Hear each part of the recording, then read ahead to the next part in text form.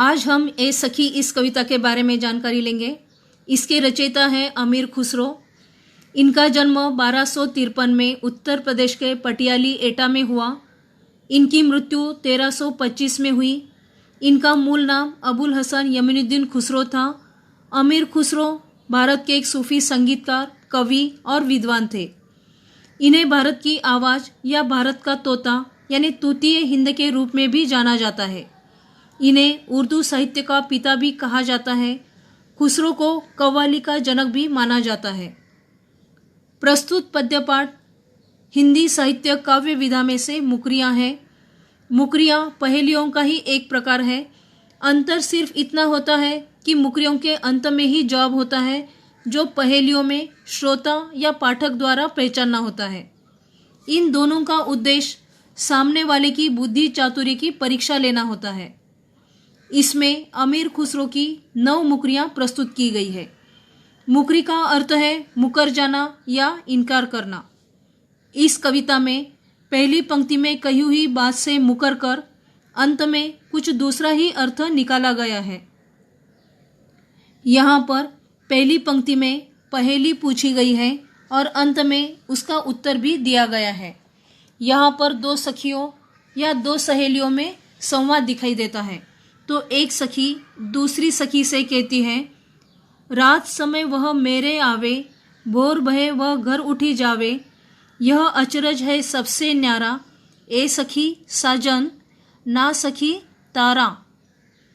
आवे का अर्थ है आना, भोर यानी सुबह, भय यानी हो जाना, अचरज का अर्थ है आश्चर्य, न्यारा यानी अनोखा या अद्भुत। तो एक सखी दूसरी सखी से कहती है कि रात के समय वह आता है और जैसे ही सुबह होती है तो उठकर चला जाता है, यह अनोखा आश्चर्य है। तब दूसरी सखी अपने मन की बात जाहिर करते हुए कहती है कि कहीं तू अपने साजन की तो बात नहीं कर रही है। तब अपनी सहेली का जवाब सुनकर वह मुकर जाती है, यानी इनकार करते हुए कहती है कि नहीं सखी, मैं अपने साजन के बारे में नहीं कह रही हूँ, मैं तो उस तारे के बारे में कह रही थी जो रात होते ही दिखाई देने लगता है और सुबह होते ही अदृश्य हो जाता है। वह आवे तब शादी होए, उस दिन दूजा और न कोय, मीठे लागे वाके बोल, ए सखी साजन ना सखी ढोल। होए का अर्थ है होना, दूजा यानी दूसरा, कोय का अर्थ है कोई, लागे यानी लगना और वाके का अर्थ है उसके। 2 सहेलियों में पहली सखी यानी जो नायिका है वह बड़े मनोरंजक ढंग से अपनी सहेली से कहती है कि जब वह आता है तो शादी संपन्न होती है। उस दिन उसके जितना महत्व और किसी का होता ही नहीं है, किसी और को कोई पूछता ही नहीं है। उसके स्वर, उसके बोल बहुत ही मीठे और मधुर लगने लगते हैं। तब दूसरी सहेली सोचती है कि साजन के बिना तो शादी हो ही नहीं सकती और उस दिन उसका बहुत महत्व भी रहता है। जब साजन बोलता है तो उसके स्वर भी तो मधुर ही लगने लगते हैं, तो शायद ये उसके साजन ही होंगे। इसीलिए वह उत्तर देते हुए कहती है कि क्या वह अपने साजन की तो बात नहीं कर रही है। तब नायिका मुकरते हुए कहती है कि नहीं सखी, मैं तो ढोल की बात कर रही थी, क्योंकि शादी के दिन ढोल इस वाद्य का ही ज़्यादा महत्व रहता है। अन्य किसी वाद्य को कोई पूछता भी नहीं और जब वह बजता है तो उसका स्वर भी बहुत मीठा लगने लगता है। जब मांगू तब जल भरी लावे, मेरे मन की तपन बुझावे, मन का भारी तन का छोटा, ए सखी साजन ना सखी लोटा। तपन का अर्थ है प्यास, बुझावे यानी बुझाना, भारी यानी बड़ा, तन का अर्थ है शरीर और लोटा यानी पानी का एक बर्तन। नायिका अपनी सखी से पहेली बुझाते हुए कहती है कि जब मैं उसे मांगती हूँ तो तुरंत वह पानी भरकर लाता है और मेरे मन की प्यास बुझाता है। उसका दिल बहुत बड़ा है पर उसका शरीर छोटा है। उसकी ये बात सुनते ही नायिका की सखी सोचती है कि ये मन की प्यास तो साजन ही बुझा सकता है, तो ये उसके साजन ही होंगे। इसीलिए वह कहती है कि क्या ये तुम्हारे साजन है। इस पर नायिका सखी के उत्तर से मुकरते हुए कहती है कि नहीं सखी, वह मेरे साजन नहीं, वह तो लोटा है। बेर बेर सोवत ही जगावे, ना जागू तो काटे खावे। व्याकुल हुई मैं हक्की बक्की, ए सखी साजन ना सखी मक्खी। बेर बेर का अर्थ है बार बार, सोवत ही यानी सोते ही, व्याकुल यानी बेचैन, और हक्की बक्की का अर्थ है बहुचक्की। नायिका अपनी सखी के चातुर्य की परीक्षा लेते हुए कहती है कि वह बार बार मुझे नींद से जगाता है। यदि मैं नहीं जागती तो वह काटता है, मुझे खाने को दौड़ता है। उसे देखकर मैं चकित और परेशान भी होती हूँ। तो सखी कहती है कि क्या वह अपने साजन की बात कर रही है। तो इस पर नायिका कहती है कि नहीं सखी, वह तो मक्खी है जो मुझे सोने ही नहीं देती और हमेशा काट खाने को आतुर रहती है। अति सुरंग है रंग रंगीलो, है गुणवंत बहुत चटकीलो। राम भजन बिन कभी न सोता, क्यों सखी साजन ना सखी तोता। सुरंग यानी सुंदर रंग, गुणवंत यानी गुणवान, रंगीलो का अर्थ है रंगीन, चटकीलो यानी मन को लुभाने वाला।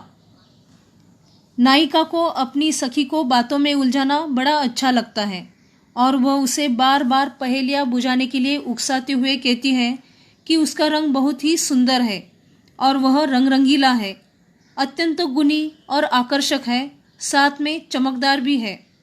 वह राम का भजन किए बगैर कभी सोता नहीं। तो सहेली सोचती है कि ये शायद अपने साजन की सुंदरता और उसके गुणों का ही वर्णन कर रही है। इसीलिए सखी पहेली बुझाते हुए कहती है कि क्या वह तुम्हारा साजन है। उसके इस जवाब से मुकरते हुए नायिका कहती है कि नहीं सखी, वह मेरे साजन नहीं, वह तो मेरा रंगीन पंखों वाला तोता है। अर्धनिशा वह आयो भौन, सुंदरता बरने कवि कौन। निरखत ही मन भयो आनंद, क्यों सखी साजन ना सखी चंद। अर्धनिशा यानी आधी रात, आयो यानी आना, भवन का अर्थ है भवन या घर, बरने यानी वर्णन करना, निरखती यानी देखते ही। नायिका अपनी सखी को सोचने के लिए मजबूर करते हुए कहती है कि आधी रात को वह मेरे घर आया।